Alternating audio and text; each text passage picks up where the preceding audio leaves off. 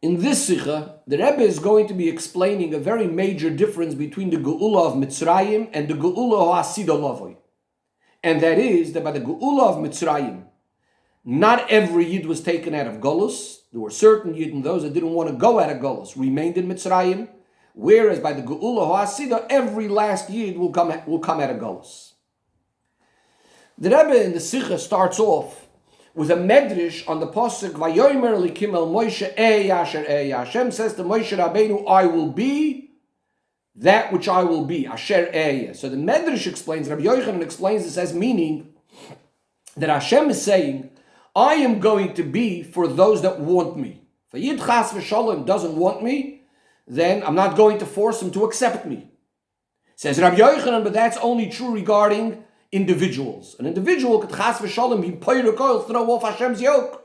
But as far as Klal Yisrael, he brings a pasuk where Hashem says that the Eibishter swears that Biyod Chazaka Emlich Aleichem, there's no such thing as Klal Yisrael throwing off the yoke of Hashem. Hashem will force them to accept his yoke and to accept Hashem as Melech.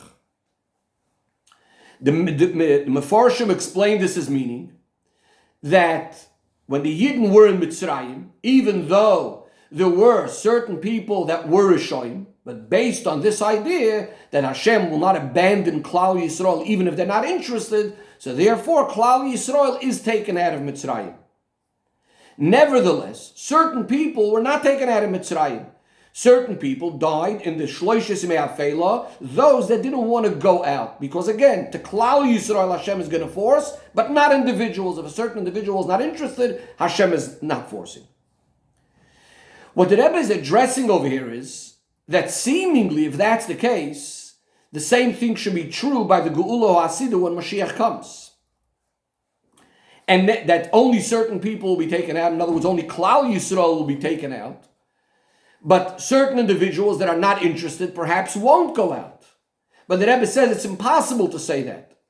Because as the pasuk says, that V'shavta ad Hashem Elokecha Yidden will eventually do tshuva.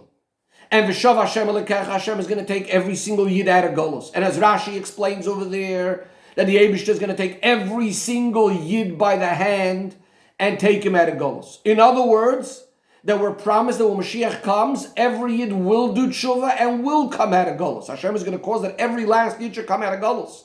As the famous words of Alter Rebbe, that every single Yid definitely will do tshuva. Lo yidach mimenu nidach. Which means that even those Yidden that are completely far gone will come back. And as the famous Pirush that the Rebbe said many, many times, when we say to the Ben Rasha, in the Haggadah, Ilu Haya Sham Lo Haya Nigol, if he was there in Mitzrayim, he wouldn't have been redeemed. That means only there in Mitzrayim he wouldn't have been redeemed. But by the Geula Ha'asida, after we had already Matan Torah, and the Eibishter said to every Yid, Anoichi Hashem Elokecha, I am your personal Eibishter, that now, of course, every single last Yid will be redeemed. The question, however, is, why is that? Why the difference between Yetzias Mitzrayim and the Geula Ha'asida? Because seemingly, Yetzias Mitzrayim happened because, as the Eibishter calls the Yidden, B'ni B'chayri Yisrael. Shalach, the Eibishter says, send out my firstborn, my child, my firstborn, etc. In other words, there's a certain bond over here between the Eibishter and Yidden, father and child, that cannot be broken. As Chazal put it, that the Eibishter says, Bein kach u bein kach, no matter what, the Yidden are my children. And la'achlifon b'u ma'acheres, I can never change them over for anyone else.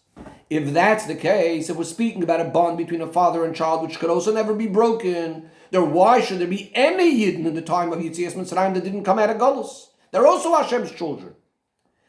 A second question is, as we just said before, there were many Rishoyim at the time of Yetzias Mitzrayim, even people that were Oved Avodah Zarah. Why do they come out of Mitzrayim, and it's dafka those that didn't want to come out, don't come out? In order to explain this, the Rebbe compares it to something we have regarding Yom Kippur.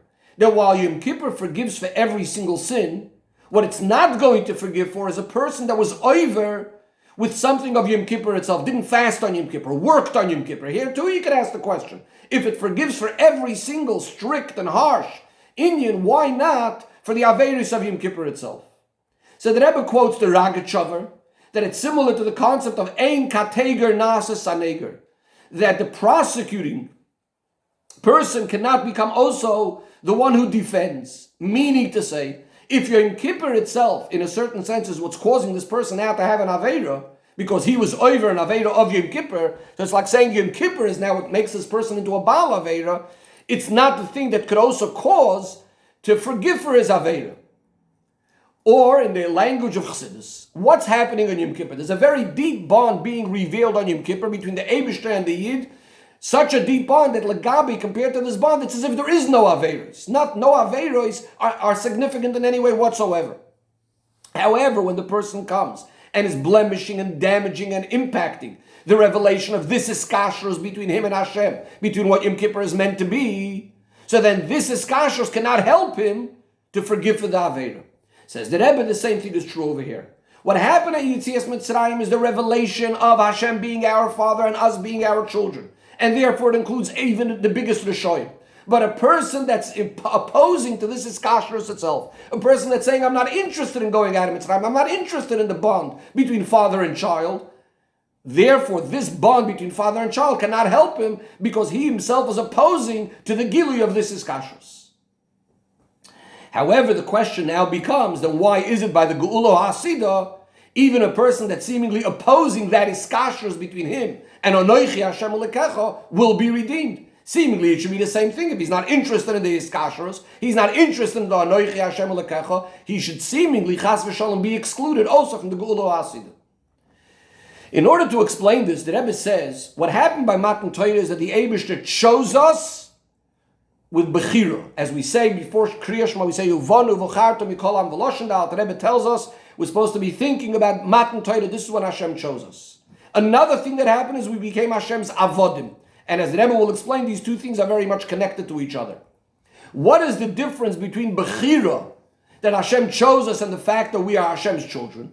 So the Rebbe compares it to the idea of free choice by a person. How free choice is coming from a very, very deep place of the person, and even greater and more powerful and forceful and deeper than the nature of the person. That means the nature of the person is all based on the personality, the characteristics, certain limitations, certain definitions of the person. However, what's Bechira? Bechira means something much deeper. If I'm only choosing something because that's the kind of person I am, that's based on my character, then I'm basically forced to choose this. Bechira is saying I'm choosing it. Free choice means it's coming from a deeper place where there's nothing compelling me and forcing me to choose this. So free choice is coming from the very, very essence of the person that's much deeper and much more powerful than just his nature. In fact, that's why he could choose something that's against his nature, because it's coming from such a deep place. So the Rebbe says, Kavayochel, the same thing as Lamaila. The fact that we say that we are children to Hashem, this is more, that's the love of a father to a child is a natural thing. In other words, this is a bond between the Eibishter and the Yid, but it's still limited to a certain aspect, to our connection to Hashem as children.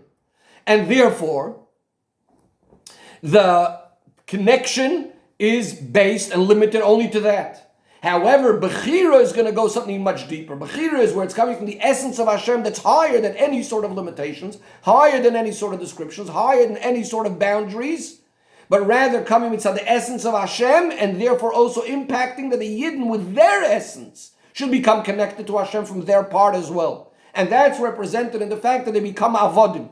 The Rebbe quotes from the famous Hemshech of Samach Vav that in Avodas Hashem, the difference between a child to the Eibishter and an Eved is that a child is being naturally drawn with an Ava to the Eibishter, whereas an Eved, what's an Eved, is the opposite. An Eved means he's not interested on his own, and yet he's choosing to serve the Eibishter. In other words, again, this sort of idea that it's coming from a much deeper place that's not just based on the person's understanding, the person's character, and so on and so forth. Rather, the whole Metzias of the servant became just the Metzias of the master of Hashem. Says the Rebbe, now we could go back to explain the difference between Yetzias Mitzrayim and the Geula Hasidah. By Yetzias Mitzrayim, since we're speaking about a bond that's based on nature, so to speak, that the Eibishter is our father and we are his children, that's where the Geula is coming from. So it's also possible that a Yid should come along with his Bechira, with his free choice, which we said is higher than nature, and he could come along and say, well, I'm not interested in this bond. And if that's the case, the bond is not going to help him to take him out of Mitzrayim. However, when we speak about the fact that the Eibishter chose us by Matan Torah. Mitzad is Bechira, Chavshis from his very, very essence, that was also poil on the Yid, that he should be connected to his deepest core, to his deepest essence, to Hashem, and therefore now, essentially it's impossible for a Yid to oppose this sort of bond, because in his very essence, he chose Hashem. Even though, Bechitzoinius, externally, it seems to be that he doesn't want to go out of Golus, that itself is really the opposite of what he's really deeper inside, choosing in his very essence. And therefore, it has to be that eventually that essence will come out and reveal itself. And that's why we say, sof, sof. Eventually, of course, every single Yid will do tshuva at the end of Golus, because that's their essence, it must come out. And then, miyad heinigol, and immediately they will be redeemed.